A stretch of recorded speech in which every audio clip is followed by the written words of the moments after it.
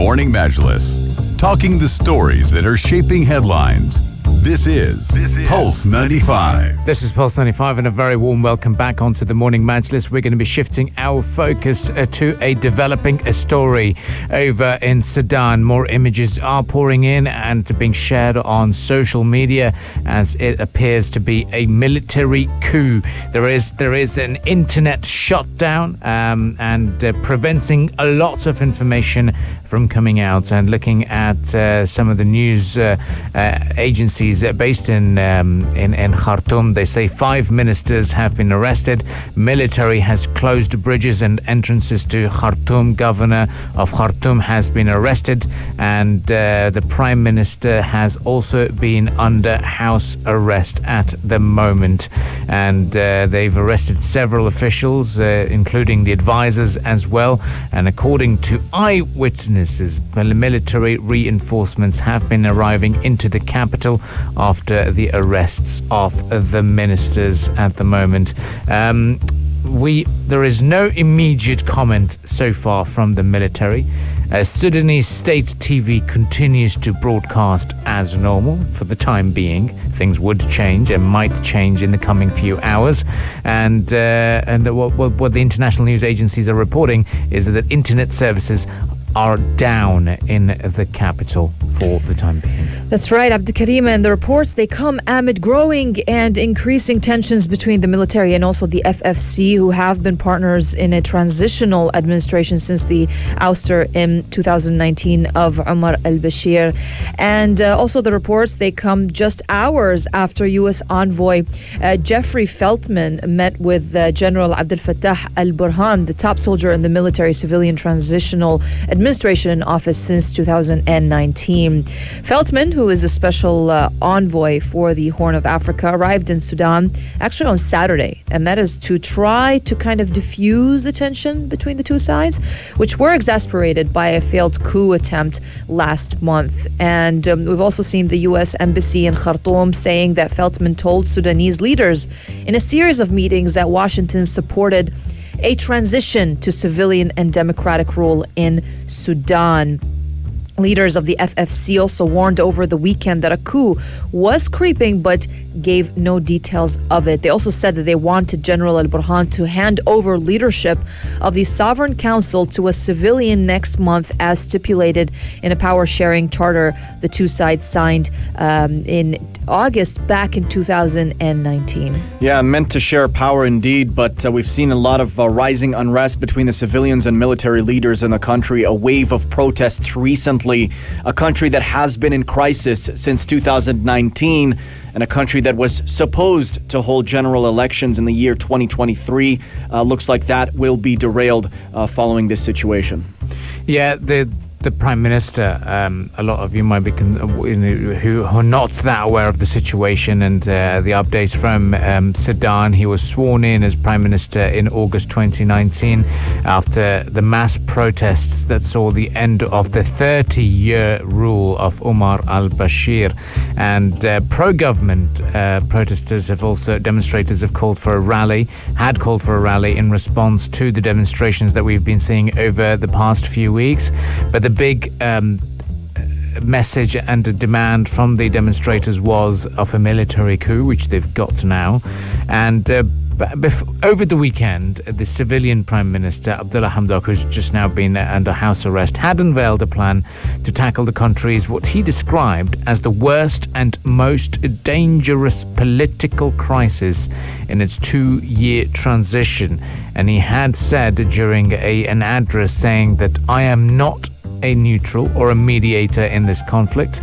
My clear and firm position is complete alignment to the civilian democratic transition. But what's going to happen now is going to be, or appears to be, a military coup and a takeover and another crisis in a very, very important and a very well populated country of Sudan. So that is the latest, and we'll definitely keep an eye out on this story as it develops, and we'll keep you posted over the course of the coming few days, and more updates that we receive on Twitter. So far, the internet is down in Khartoum. Stay with us here on the Morning Majlis, because up next we've got plenty of stories as well to talk about. This is Pulse 95. Pulse 95. It's the Morning Majlis. It's the Morning Majlis. Well, at the Expo 2020 event, we've got the presence of the Sharjah-based Nama Women Advancement Establishment. They've been promoting women's equality and the importance of the role in the economy by hosting several events at the Women Pavilion at the Expo. And they've been engaging in impact-driving discussions with a host of stakeholders, partners, policymakers, and organizations from the region and around the world. And they've held a panel discussion recently, held in partnership with the Pearl Initiative, called Promoting Business Sustainability Through Women in Leadership. That's right. And during this 90-minute discussion, Nama urged leaders in the private sector to drive value for business and society by boosting gender parity in leadership and also decision making. And also Nama Director Reem bin Karam commended the UAE for its strong commitment to gender equality and dedicating an entire pavilion to women for the first time in the history of a World Expo. She did say investments in women have a multiplier effect, as women are more likely to reinvest in education, in health, and in economic activities at the community level. And those were the words of the NAMA director, Her Excellency Reem bin Karam. Yeah, it's all part of NAMA's ongoing efforts towards creating a level playing field for women in the economy, and also that's what's led to the launch of the Women's Inclusion Toolkit. The action-oriented and practical toolkit enables businesses in the MENA region to take planned action in applying gender-responsive practices to advance women's equality in the workplace. So if you've not been to the Women's Pavilion in the Expo 2020 Dubai site, I think you should, because it is located in the Sustainability District at the very end of the Sustainability District, so very central, very close to the Saudi Pavilion as well, and very close to the Al Wasl Dome, so it's not that hard to find. It's pretty big, and the idea is to firstly understand the positive impact women make on the world and the challenges they still face, worldwide initiatives and solutions by women and their ripple effect to create a better world, and then a space for meaningful discussions such as this one that Nama had hosted at the pavilion. So it's incredible that such a space is available. Now, a lot of people have been asking this question. What is so special about the Expo 2020 Dubai? Why should one go and visit it? Why are people even bothering with these leaves that they're giving out? And I was just told that, in fact, we can potentially get a day off every month to go to the Expo. I'm almost there every day, but if I ask for leave, I'm sure they'll say, hey, how about do more stories from there? It'll be the same thing. I'll be fine. But the idea is, look, the Expo is a celebration of past achievements. So Women's Pavilion is a clear message there, and to the world, and to showcase and celebrate the advancements made in economics, in sustainability, and entrepreneurship, for example, by women leaders. And then each individual country has done something to the world towards the global improvement of the global climate or global conditions, and then what they envision for the future. So it's a showcase. The Expo is a showcase. It's not a place to buy those dolls or even some souvenirs. Is not a place to buy pineapples or wherever. It's a place to celebrate. It's a place to be coming together and celebrating what countries are going to do and why they're coming together. And obviously they say with the big tagline of connecting minds, creating the future. So how many stamps do you have in your passport right now? I think I've touched 50. Yes, oh, I have touched 50. Incredible. Yeah. So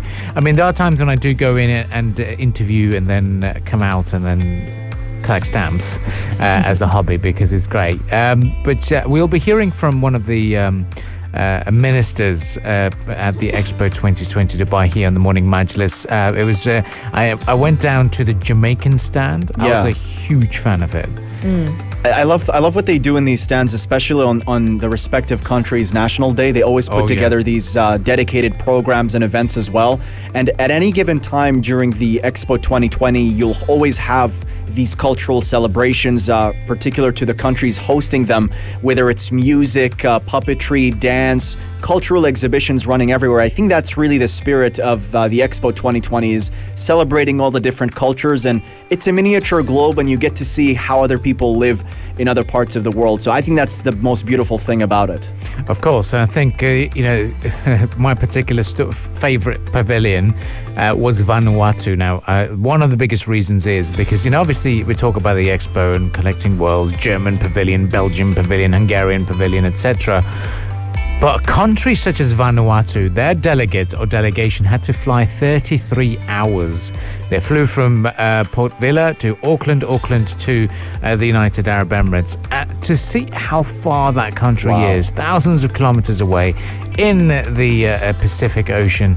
And to hear this story, it's just remarkable, the people you meet at this grand event. And this is what I'd recommend and urge the listeners to take back, is when they get to the Expo, don't expect a global village. Don't expect something to buy. Don't expect something to say, oh, I had a great time, had a feast on kebabs and wherever. But yeah, I mean, there's lots of good restaurants, yeah, but the idea is understanding. It's opening eyes. It's understanding where the world is going. And of course you meet key decision makers. So it's a big showcase, it's a big celebration, it's a big thing that the UAE is hosting it, and lots of optimism to carry back after the Expo as well. Did you get to go to the Saudi Arabian pavilion? I still get overwhelmed. Because I know that it's the second largest one after the UAE's. It is. It definitely is. And, for a person who was born in Saudi Arabia, I should be going in there. I think my plan is to go with Big Hass.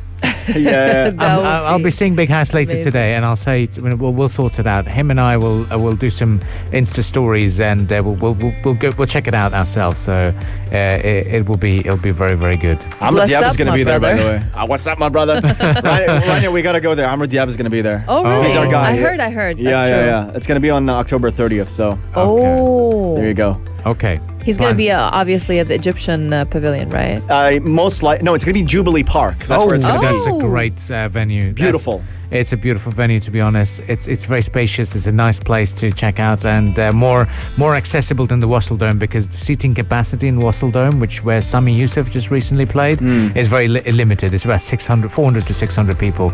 But with the Jubilee Park, it's going to be massive. So looking forward to that. 30th of October, everyone. Mark that date in your diary. Stay with us on the Morning Majlis. We'll be back again, and of course with the event saga, we've got the Sharjah International Book Fair to look forward to as well. But we'll look at a show that just recently concluded here in the Emirate of Sharjah, and it's all about employability and education. What's going on? All of this will be discussed right here on the Morning Majlis. Stay fit. Stay fit. Stay fit.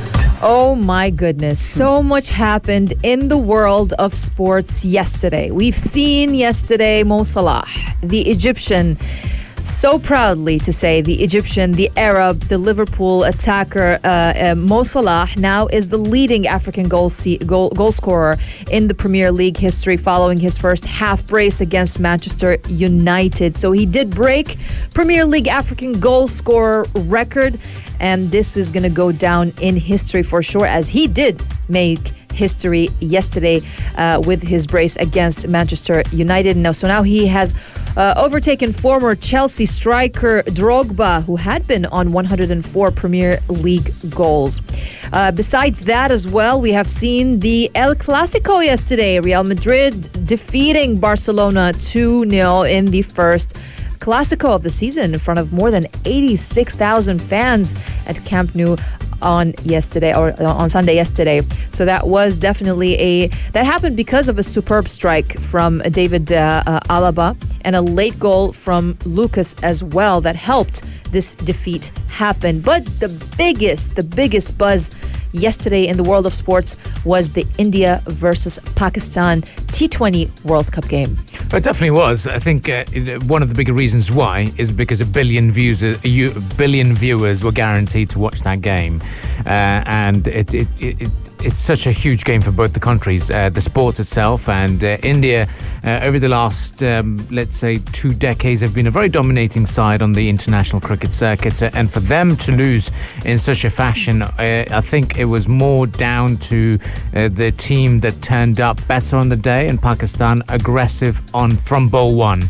I think that was it. The first 2 wickets, KL Rahul and not Virat Kohli, KL Rahul and Rohit Sharma, that Shaheen Afridi had bagged, were the game changers. That set the tone for an aggressive start from Pakistan. India were restricted down to 150. They were 114 after 17 overs, and then the fact that they picked the score up to 150 in 3 overs was also a very, very important and remarkable feat. So that went on to show that India still has, India has always had this resilient side, and they did put up a fight. To call it one-sided, it would be unfair, and I'm sure a lot of Indian fans would agree as well. There's a lot of them who are still disappointed with it.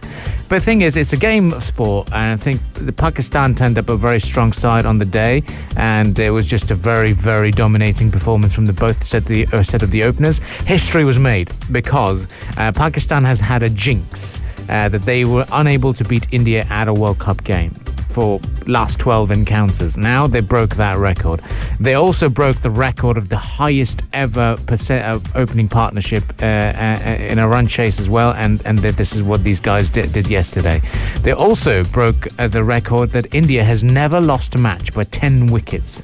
And this is the first time they did it. So a very historical win, and I'm sure the mood and the vibes have been elevated.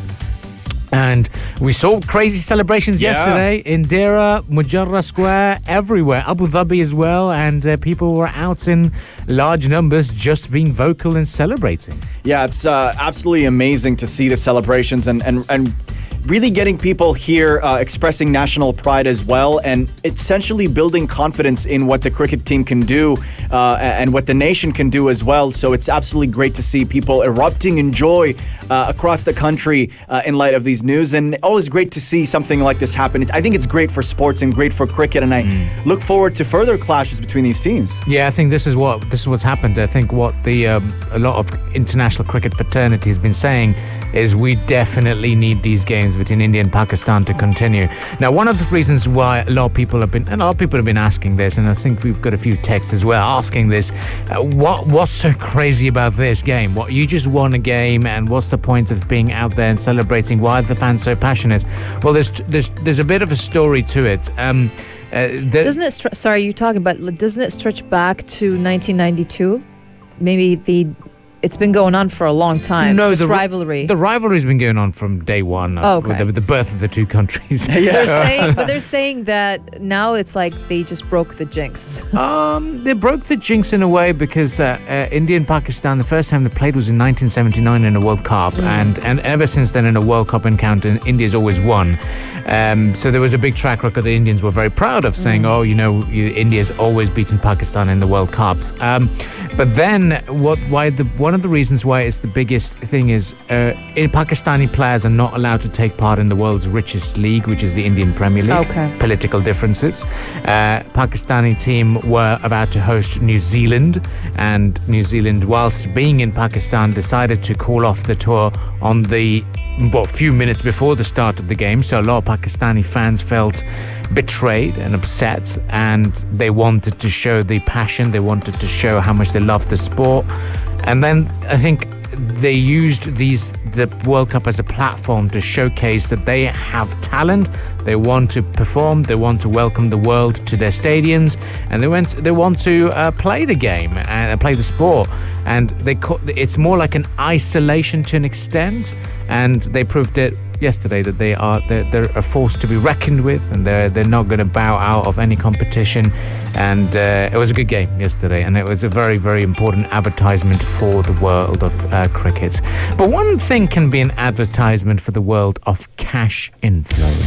It is 10,000 dirhams. Absolutely. You stand the chance to win tens of thousands of dirhams in cash prizes by signing up to our drone competition. All you have to do is shoot the beautiful emirate of Sharjah from up above. Put together a 60-second aerial drone video, upload it to the social media platforms, and tag us at Pulse 95 Radio. Make sure you use the hashtag Sharjah above.